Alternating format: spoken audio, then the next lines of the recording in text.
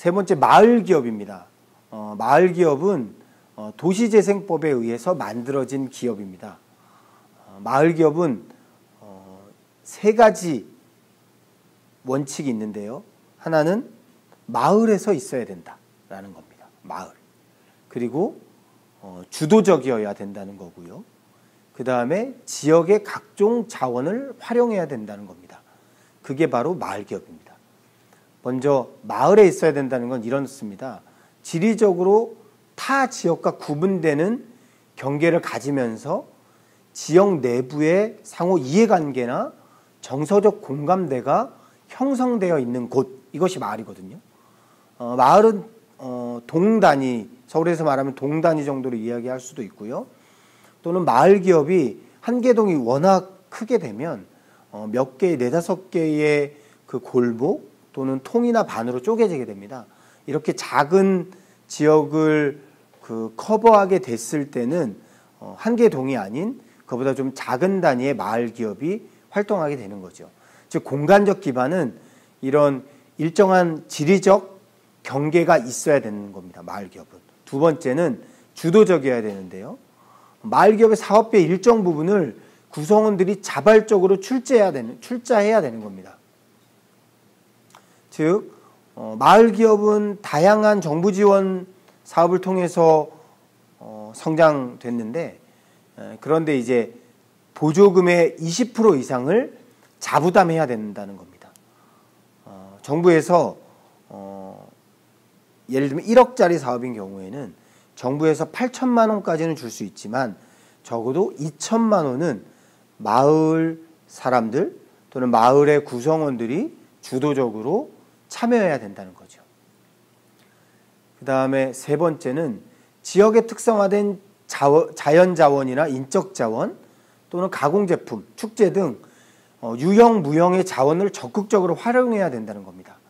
즉 마을기업은 발전할 수 있는 방향이 많습니다.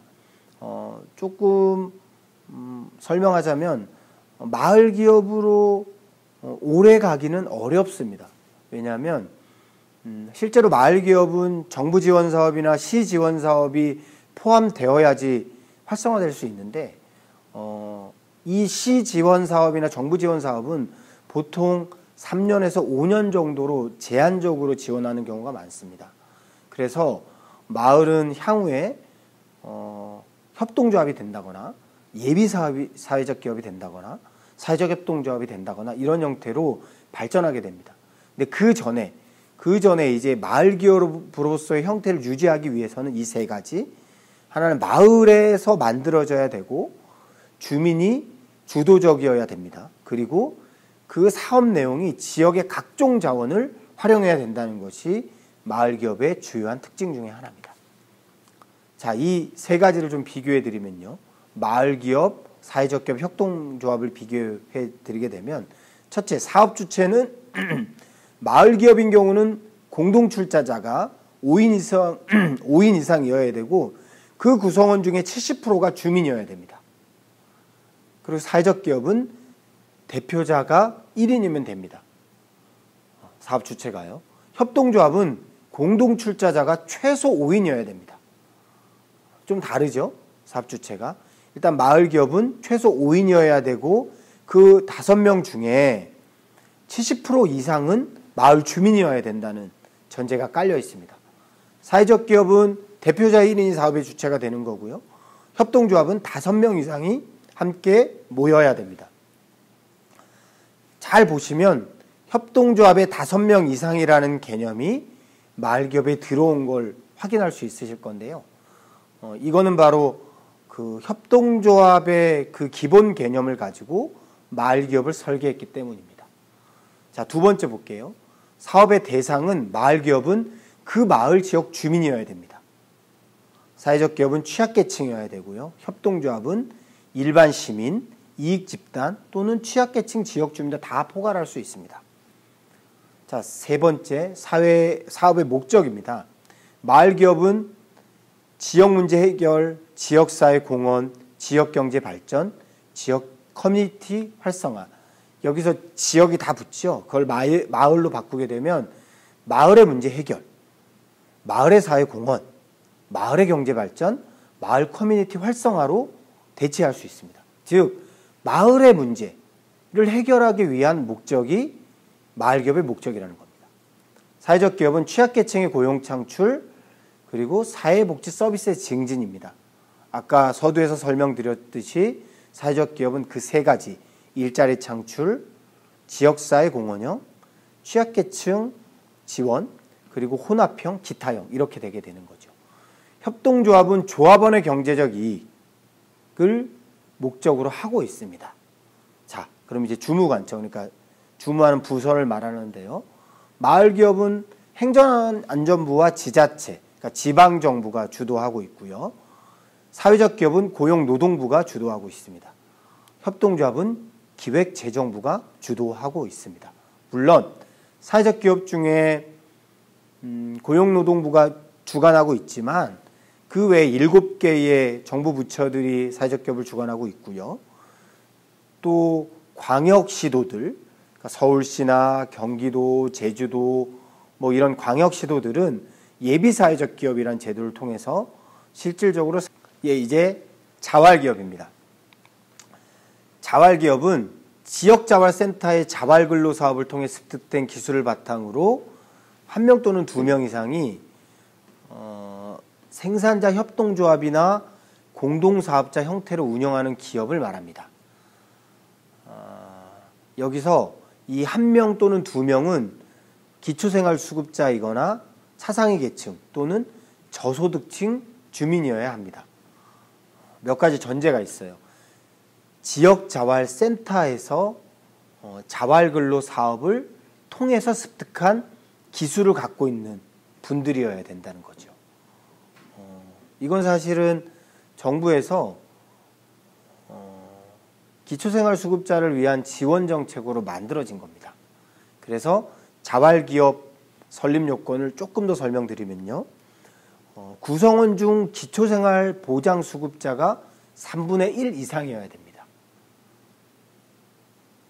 그러니까 구성원은 2인 이상이나 조합 또는 부가가치세 법상 1인 이상 사업자도 설립은 가능합니다. 그리고 모든 구성원에 대해 70만 원 이상의 수익금 배분이 가능해야 됩니다. 다시 말하면 지역 자활센터에서 사업을 진행할 때 구성원들의 이익이 70% 이상, 70만 원 이상이 나와야지 사업을 추진할 수 있다는 겁니다. 세 번째, 근로일수가 조건인 기준에 충족해야 되는데요.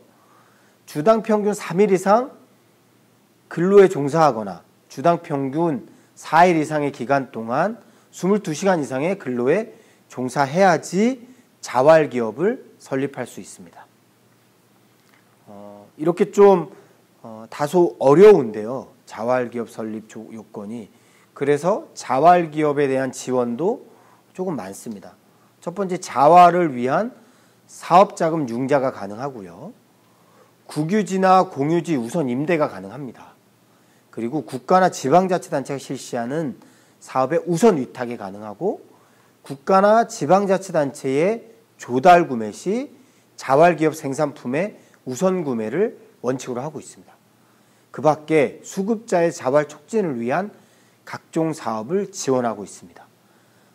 자활기업은 다소 설립이 어렵지만 어려운 만큼 그에 대한 정부 지원책들이 다양하고 심도 있게 잘 구축이 되어 있습니다.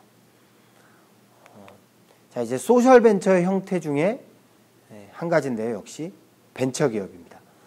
벤처기업은 첨단 기술과 아이디어를 개발해서 사업하는 기술 집약형 중소기업을 말합니다.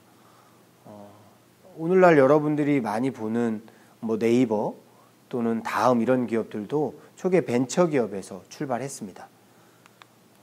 그럼 벤처기업과 소셜벤처의 약간의 차이를 좀 설명을 드릴게요. 벤처기업은 기업가가 기술혁신 아이디어를 사업하기 위해 설립한 신생기업입니다. 기업가가 기술혁신 아이디어를 사업화하기 위해서 하는 거죠. 소셜벤처는 활동가가 사회 문제를 해결할 혁신적인 아이디어를 사업화하기 위해서 설립하는 거죠. 다시 말하면 소셜벤처는 사회혁신기업이라고 보면 되고요. 벤처기업은 기술혁신기업입니다. 이해되셨죠? 그래서 벤처기업은 높은 위험 부담을 감수하지만 성공할 경우에 높은 이익이 예상됩니다.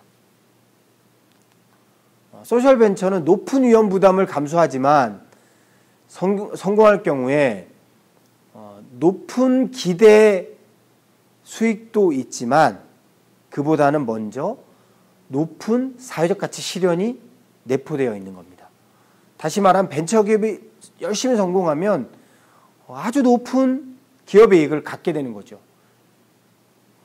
그런데 그거와는 좀 다르게 소셜벤처는 멋지게 성공하면 정말 많은 사람들에게 사회적 가치를 실현을 하게 되는 거고요. 그거와 더불어서 높은 기대 이익도 창출하게 되는 겁니다. 자, 벤처기업의 또 다른 특징은 모험적 사업에 도전하는 왕성한 기업가 정신을 가진 기업가가 주도한다는 겁니다.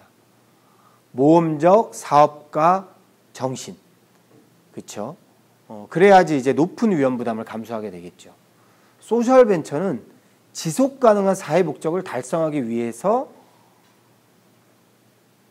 창의적인 활동가가 주도합니다. 창의적인 활동가. 여기서는 혁신적인 아이디어, 그러니까 소셜벤처는 혁신적인 아이디어를 창의적인 활동가가 그 혁신적인 아이디어를 내고 그것들을 지속 가능한 사회 목적을 달성하기 위해서 사업을 벌이는 걸 소셜벤처라고 하는 겁니다. 그래서 벤처기업은 전통적인 기업의 대안 모델이 되는 거죠. 그렇죠. 그런데 소셜벤처는 전통적인 사회복지와 대안기업의 새로운 경영 모델이 되는 겁니다. 이 네 가지의 큰 특징이 소셜벤처와 벤처기업을 구분하는 차이라고 볼 수 있습니다. 그러면 이제 소셜벤처의 정의로 다시 한번 돌아오겠습니다. 앞서 설명한 사회적 기업, 예비사회적 기업, 그다음 협동조합, 사회적 협동조합, 마을기업, 자활기업들이 여기서 말하는 사회적 경제조직입니다. 그리고 벤처기업은 여기 기업에 포함하면서 이 소셜벤처에 포함되는 이 부분을 의미합니다. 벤처기업은요. 그리고 나머지 NGO, 그러니까 뭐 사단법인이든 재단법인이든 또는 뭐 연구소 등이 이 NGO에 포함되고요. 이 부분에 포함됩니다. 그래서 소셜벤처는 사회적경제조직을 포괄하고 기업 중에 사회적 가치를 실현하는 기업, 또 NGO 중에는 수익 모델을 가지고 있는 NGO를 소셜벤처라고 이야기하는 겁니다. 자, 소셜벤처에 대한 이야기를 잘 들으셨죠?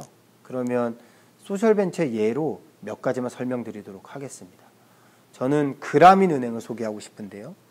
방글라데시의 1970년도에 만들어진 은행입니다. 무하마드 유누스라는 굉장히 멋있는 사회 혁신가가 만든 기업인데요. 이 그라민 은행은 2006년도에 노벨 평화상을 수상했습니다. 그라민 은행이 하는 건 소액 대출입니다. 마을에서 돈이 없는 몇몇 사람들이 대출을 받고 그 대출을 받은 사람들을 소그룹으로 묶어줍니다. 그래서 사업을 하게 되고요. 그러면 사업을 하면서 이분들은 서로 응원하면서 소액 대출을 갚아나가게 되는 거죠. 많은 은행권 사람들이 이렇게 예측했습니다. 가난한 사람들 돈을 빌려주면 갚지 않을 거다. 그런데 그라민 은행은 그것이 아니라고 증명했습니다. 그라민 은행에서 돈을 빌려간 사람들의 90% 이상은 다 돈을 갚았거든요. 그래서 지금도 전 세계적으로 소액 대출이 활성화된 게 이 그라민 은행, 무하마드 유누스의 그라민 은행에 의해서 진행된 겁니다. 자, 두 번째 소셜벤처는 제시카 알바, 헐리우드 스타죠. 이 제시카 알바가 만든 어니스트 컴퍼니입니다. 제시카 알바는 자기 딸을 낳았는데요. 그 딸이 어느 날 알러지가 많이 일게 됐습니다. 그러니까 피부 트러블이 많이 일어난 거죠. 그래서 왜 피부 트러블이 많이 일어나는지 보니까 이 유아용품의 화학 성분, 화학 제품 때문에 그랬다는 겁니다. 그래서 제시카 알바는 열심히 찾았어요. 이 아이의 피부에 트러블을 일으키지 않는 제품을 열심히 찾았던 거죠. 아무리 찾아도 없었습니다. 그래서 제시카 알바는 연구하기 시작했습니다. 아이의 몸을 해치지 않는 그런 제품, 유아용품, 기저귀, 로션, 샴푸 또는 바디로션 등등을 그래서 개발합니다. 그래서 지금은 전 세계적으로 굉장히 각광받고 있는 스타트업을 만들었습니다. 제시카 알바는 이런 얘기를 합니다. 지금도 전 세계 22억 아이들이 이 피부 트러블 또는 이 피부 알러지 때문에 고생하고 있다. 그래서 자기는 이 문제를 해결하기 위해서 어니스트 컴퍼니를 계속해서 발전시키겠다라고 이야기했습니다. 자, 이제 한국의 기업입니다. 사단법인 점프인데요. 점프는 굉장히 멋있는 모델을 갖고 있습니다. 점프는 이렇습니다. 소외계층의 청소년을 대학생 자원봉사자, 장학쌤이라고 일컬어지는 대학생 자원봉사자를 통해서 가르치게 돼요. 그리고 이 장학 선생님들은 전문직 멘토단을 통해서 진로 취업 관련이나 실질적인 조언을 받게 됩니다. 이 삼각형 구조가 바로 이 점프의 기능이 되는데요. 여기서 사용되는 비용은 이렇습니다. 대기업의 사회공헌 자금을 사용하기도 하고요. 대학의 장학금 제도를 이용하기도 합니다. 또 지방정부나 공기업들의 다양한 기부금을 활용해서 이 사업을 돌리게 됩니다. 실제로 이 소외계층을 돕는 대학생 자원봉사자의 개념은 아주 많습니다. 배경이 다른 청소년들을 돕는 장학생들, 배경이 다른 청소년을 돕는 대학생 자원봉사자들은 그들의 학습을 지원해주고 관계형성을 통해서 이들이 현재의 문제를 해결할 수 있는 다양한 솔루션을 제공하는 그런 기업들 또는 그런 그 사회 사업들은 굉장히 많거든요. 근데 점프의 특징 중에 하나는 500명 정도의 이 전문직 멘토단을 함께 구성하고 있는 겁니다. 그래서 장학 선생님들에게는 진로나 취업에 대해서 조언을 해주고 소외계층의 청소년들에게는 역할 모델, 그러니까 롤 모델을 보여주는 거죠. 내가 이렇게 해서 공부를 하고 또는 이렇게 해서 내가 다양한 문제를 해결하게 되면 저렇게 전문직 멘토단처럼 사회에 의미 있는 일을 할 수 있겠구나. 이렇게 되는 거죠. 이 점프는 재능 기부를 나누고 공유하는 모델인 겁니다. 대표적인 소셜벤처입니다. 자, 마지막으로 동구밭입니다. 동구밭은 발달장애인들의 사회성을 길러서 이들이 안정적인 생활을 할 수 있도록, 생활인으로 살 수 있도록 하는 일을 합니다. 최초의 동구밭은 이렇게 했어요. 발달장애인들에게 이 도시 텃밭에서 농사를 짓게 만들었습니다. 왜 그랬냐면 이 동구밭의 대표가 발달장애인과 하는 그 프로그램을 통해서 힐링을 얻은 거예요. 이 발달장애인 분들과도 교감했고 또 자기의 어떤 심리적 안정도 누렸던 거죠. 그래서 도시 텃밭을 일구는 사업들을 계속해서 진행했는데 이거는 그 소셜벤처의 중요한 특징 중에 하나, 지속 가능성이 부족하다는 걸 발견한 거죠. 그래서 이 발달장애인과 비장애인과 함께 천연비누 공장을 만듭니다. 지금 동구밭은 천연비누를 만드는 대표적인 기업입니다. 동구밭은 전체 노동자의 50%를 장애인으로 쓰고 있습니다. 만약에 지금 20명의 인원이 있다면 10명은 장애인이고 10명은 비장애인입니다. 그리고 매출이 늘어날 때마다 계속해서 장애인을 쓰려는 노력들을 끊임없이 하고 있습니다. 소셜벤처는 사회적 가치를 실현합니다. 그리고 경제적 수익을 만들려고 합니다. 오늘날 소셜벤처가 우리 사회의 다양한 문제들을 해결할 수 있는 좋은 솔루션이라고 생각하고 있습니다. 그래서 일반 기업들에게는 사회적 가치를 어떻게 실현하는지를 알려주고 또 NGO에게는 다양한 수익사업 모델을 통해서 지속 가능성을 확보해 주는 것이 우리가 말하는 소셜벤처의 강력한 기능이라고 할 수 있을 겁니다. 오늘은 소셜벤처를 통해서 배웠는데요. 이 소셜벤처를 통해서 여러분도 우리 사회를 만드는 새로운 사회혁신 동력, 소셜벤처를 창업하거나 그걸 통해서 다양한 사회혁신을 이뤄갔으면 좋겠습니다. 감사합니다.